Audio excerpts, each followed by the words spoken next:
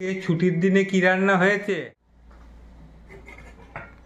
প্রথমে হয়েছে গরম ধোঁয়া ওঠা ভাজা ভাত। আচ্ছা তারপরে এখানে আছে স্যালাড। আচ্ছা। আজকে শসাটা নেই।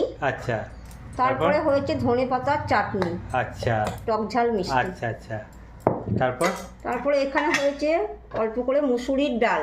আচ্ছা তারপর তারপর এখানে হয়েছে চিকেনের আলু দিয়ে লাল লাল কারি। আচ্ছা তারপর তারপরে এখানে হয়েছে আচারি চিকেন।